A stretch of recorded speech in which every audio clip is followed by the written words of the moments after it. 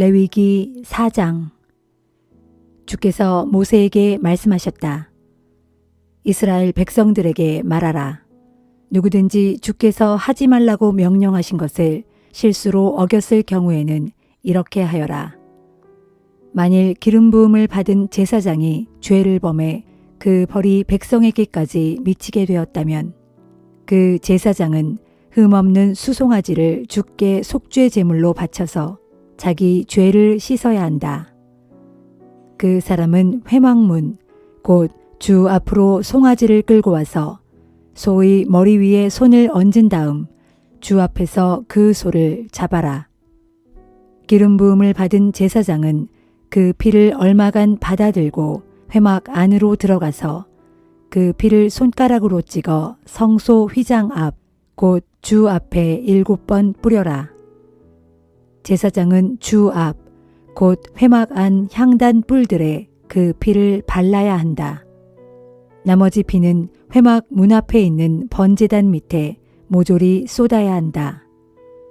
또 제사장은 속죄 제물로 바치는 수송아지의 기름덩어리를 모조리 떼어내야 한다. 곧 내장을 덮고 있는 기름덩어리와 그 주변의 기름덩어리, 허리에 붙어있는 두 콩팥과 그것을 덮고 있는 기름덩어리, 콩팥을 떼어낼 때 함께 떼어낸 간을 감싸고 있는 거풀을 모두 떼어내야 한다.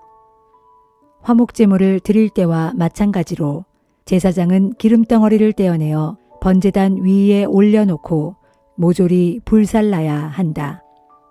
하지만 수송아지의 가죽과 살코기, 머리와 다리, 내장과 똥 등 수송아지의 다른 부분은 모두 진영 밖 정결한 곳, 곧 재를 버리는 곳으로 가져가서 장작불을 피우고 모조리 불살라라. 만일 이스라엘 온 회중이 주께서 하지 말라고 명하신 것을 실수로 어겼을 경우 그들이 그 사실을 깨닫지 못하더라도 죄가 된다. 나중에 자신들이 범한 죄를 알아차리게 되면 회중은 속죄 제물로 수송아지를 회막 앞으로 끌고 와서 주께 바쳐야 한다. 회중의 장로들이 수송아지의 머리 위에 손을 얹은 다음 주 앞에서 그 수송아지를 잡아라. 기름 부음을 받은 제사장은 그 수송아지의 피를 받아들고 회막 안으로 들어가라. 제사장은 그 수송아지의 피를 손가락으로 찍어 성소의 휘장 앞 곧 주 앞에 7번 뿌려라. 제사장은 회막 안에 계시는 주 앞의 분향제단에 붙어있는 뿔들에 그 피를 발라야 한다. 나머지 피는 회막 문 앞에 있는 번제단 바닥에 모조리 쏟아야 한다. 기름덩어리는 모두 떼어내어 번제단 위에 올려놓고 불살라야 한다. 제사장은 속죄 제물로 바친 수송아지를 처리한 것과 마찬가지로 이 수송아지를 처리해야 한다.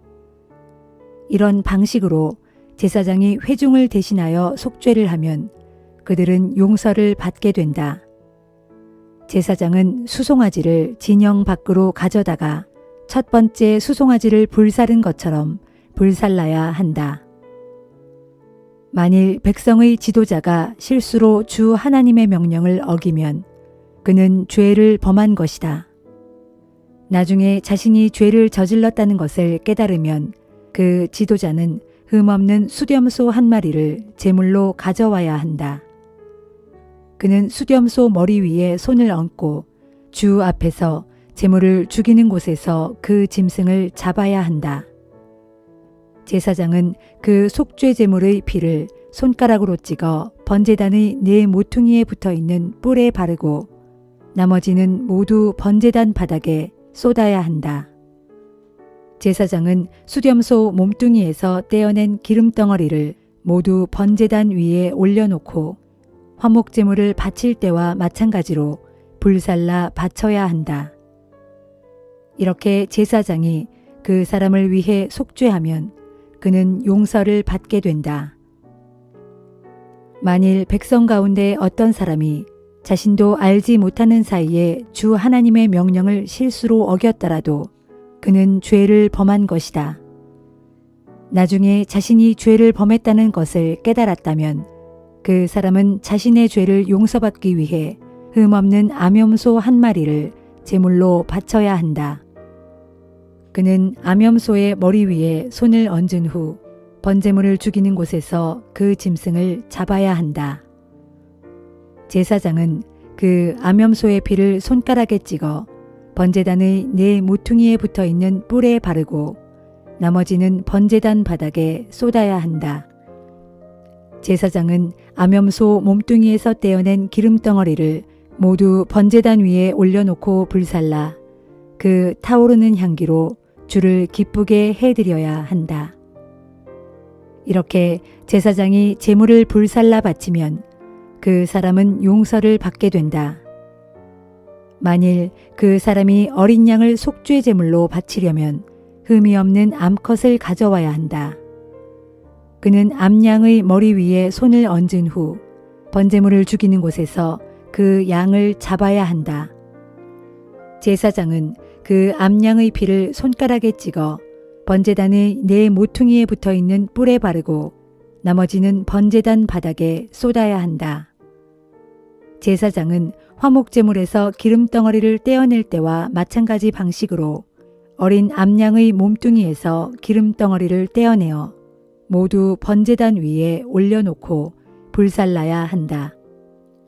이렇게 제사장이 속죄 제물을 불살라 바치면 그 사람은 용서를 받게 된다.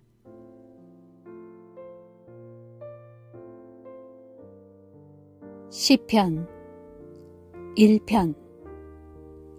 복 있는 사람은 악한 사람들의 꾀를 따르지 아니하고 죄인들의 길에 들어서지 아니하며 하나님을 비웃는 거만한 사람들과 자리를 함께하지 않으며 오직 주의 교훈을 즐거워하면서 그 교훈을 밤낮으로 읊조리며 깊이 생각하는 사람이다. 이런 사람은 시냇가에 심은 나무가 철 따라 열매를 풍성히 맺고 그 잎사귀가 조금도 시들지 아니하는 것처럼 하는 모든 일마다 다 형통할 것이다. 그러나 악한 사람들은 그렇지 아니하니 그런 자들은 한낮 바람에 흩날리는 겨와 같도다. 그러므로 악한 사람들은 하나님의 심판대에 견딜 수 없을 것이며 의로운 사람들의 모임에 참여하지 못할 것이다. 진실로 주께서는 의인의 길은 인정하고 지켜주시지만 악인의 길은 결국 멸망에 이르게 하실 것이다. 2편. 어찌하여 나라들마다 일이 시끄러운가? 어찌하여 민족들마다 헛된 일을 꾸미는가? 어찌하여 세상의 왕들이 들고 일어나며 어찌하여 세상의 통치자들이 한데 모여 주를 거스르고 또 주께서 기름 부어 세우신 자를 거역하며 이르기를 자 우리가 이 사슬을 끊어버리고 이 족쇄를 벗어 던지자 하는가? 그러나 하늘 보좌에 앉으시니가 그들을 비웃으시고 주께서 그들을 가소롭게 여기신다. 그러고는 마침내 주께서 크게 진노하셔서 그들에게 호통을 치시며 이르시기를 내가 나의 거룩한 산 시온에 나의 왕을 세웠노라 하신다.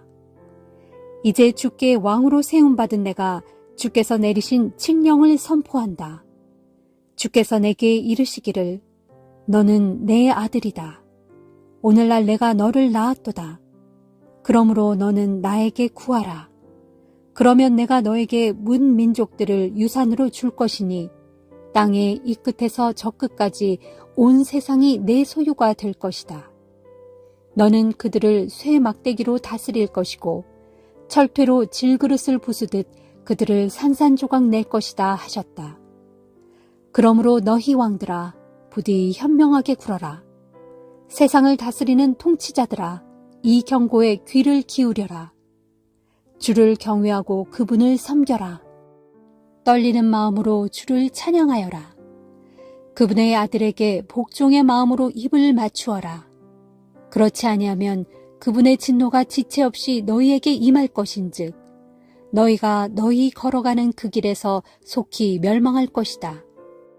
그러나 누구든지 주를 의지하여 그분을 자기 피난처로 삼는 자는 복이 있도다. 잠언 19장. 가난해도 흠없이 진실하게 살아가는 사람이 입술로 거짓말하며 미련하게 살아가는 사람보다 낫다. 지식 없는 열심은 바람직하지 않고 너무 서두르면 잘못을 범하기 쉽다. 사람은 자신이 어리석어 자기 인생을 스스로 망쳐놓고도 마음속으로 주를 원망하기 일쑤다. 재산이 많으면 친구도 덩달아 많아지지만 재산을 잃고 빈 털터리가 되고 나면 친구들이 다 떠나간다. 거짓으로 증언하는 사람은 처벌을 면할 수 없고 거짓말하는 사람도 형벌을 피하지 못한다. 높은 자리에 앉아있는 사람에게는 아첨하는 자들이 우르르 몰려들고 선물을 잘 주는 사람에게는 다들 친구가 되고 싶어 한다. 궁핍하게 살면 한 핏줄이라도 싫어하며 피하려 하는데 하물며 친구들이야 더더욱 그러하지 않겠느냐. 아무리 뒤따라가며 가까이 하려 할지라도 아무 소용이 없다. 지혜를 얻는 사람은 자기 영혼을 사랑하는 사람이고 깨달음을 구하는 사람은 모든 일이 형통하게 마련이다. 거짓으로 증언하는 자들은 형벌을 피할 수가 없고 거짓말하는 자는 망할 수밖에 없다. 미련한 자가 사치스럽게 사는 것은 어울리지 않는 일이고 더욱이 종이 고관들을 다스리는 것은 더 말할 나위가 없다. 지혜로운 사람은 분통 터지는 일이 생겨도 화를 더디내며 속으로 잘 사귀는 자이고 남의 허물을 잘 덮어주는 사람은 사람들에게 칭송을 받는다. 왕의 분노는 성난 사자가 으르렁대는 것 같고 왕의 은총은 풀잎 위에 맺히는 이슬 같다. 미련한 자식은 아버지에게 재난을 가져다 주고 박박 바가지를 긁는 아내는 천장에서 쉼없이 뚝뚝 떨어지는 빗방울과 같다. 집과 재산은 부모에게서 물려받지만 슬기로운 아내는 주께로부터 받는다. 게으른 사람은 빈둥거리며 깊은 잠이나 잘 뿐이고 나태한 사람은 먹을거리를 구하지 못해 굶주리게 된다. 훈계를 잘 듣고 그 가르침에 순종하는 사람은 자기 생명을 보존하지만 말씀을 무시하는 사람은 죽음을 면치 못한다.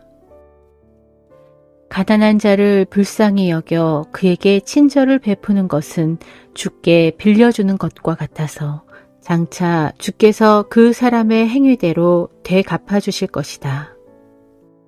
내 아들을 훈계하라. 그리하면 그 아들에게 희망이 있다. 그러나 죽일 마음을 품듯 너무 심하게 다루어서 자녀를 파멸로 몰아가서는 안 된다. 성질이 불같이 급한 사람은 스스로 그만한 대가를 치러야 한다. 만일 그런 사람을 한 번 구해주면 다음에 또 구해줄 일이 반드시 생길 것이다. 충고를 귀담아 듣고 책망을 달게 받아들여라. 그러면 네가 결국 지혜로운 사람이 될 것이다. 사람의 마음에 많은 계획들이 있어도 마침내 이루어지는 것은 오직 주님의 뜻뿐이다. 사람의 탐욕은 자기 자신에게 부끄러운 것이니 가난하게 사는 것이 거짓말쟁이보다 낫다. 주를 경외하는 것이 생명을 얻는 길이다. 그런 자는 만족한 삶을 누리고 어떤 재앙도 만나지 않을 것이다. 게으른 사람은 밥그릇에 숟가락을 대고서도 밥을 떠서 입안에 넣기를 귀찮아한다. 거만한 자를 벌하라. 그러면 우둔한 사람도 각성하게 된다. 분별 있는 사람을 책망하라.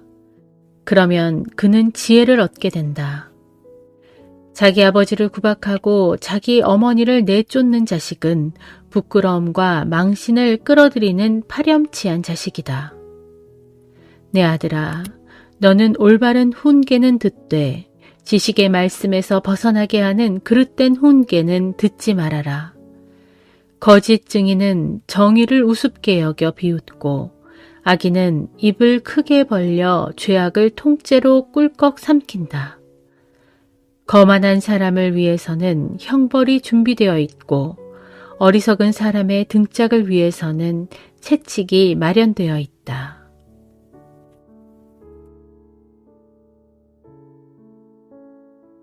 골로새서 2장. 내가 여러분과 라오디게아에 있는 사람들을 위해서 또 개인적으로 직접 만나보지 못한 많은 사람들을 위해서 내가 얼마나 수고하며 애쓰고 있는지 여러분이 알기를 바랍니다. 내가 이렇게 하는 것은 여러분 모두가 마음의 격려를 받아 사랑 안에서 하나가 되고 그리하여 통찰력이 풍부하고 깊어져서 하나님의 비밀인 그리스도를 올바로 알게 하기 위해서입니다. 진실로 그리스도 안에는 온갖 지혜와 모든 지식의 보물이 감추어져 있습니다. 내가 이런 말을 하는 것은 아무도 번드르르한 말로 여러분을 속이지 못하게 하기 위해서입니다. 비록 내가 몸으로는 여러분과 멀리 떨어져 있지만 영으로는 항상 여러분과 함께 있어 여러분이 규모 있게 생활하는 것과 또 그리스도를 믿는 믿음 위에 굳게 선 것을 보고 무척 기뻐하고 있습니다. 여러분은 이미 그리스도 예수를 주로 받아들였으니 흔들림 없이 계속 그리스도 안에서 살아가도록 하십시오. 그리스도 안에서 뿌리를 내리고 터전을 잡아서 그분께 가르침을 받은 대로 강한 믿음을 갖고 항상 감사하는 마음이 넘치는 생활을 하십시오. 어떤 자들의 헛된 철학이나 속임수에 속아 그들에게 포로로 잡히는 일이 없도록 조심하십시오. 그런 자들의 철학은 그리스도의 말씀에 근거한 것이 아니라 다만 인간의 사상에 기초하고 있는 것으로서 이 세상의 유치한 원리 위에 세워진 것입니다.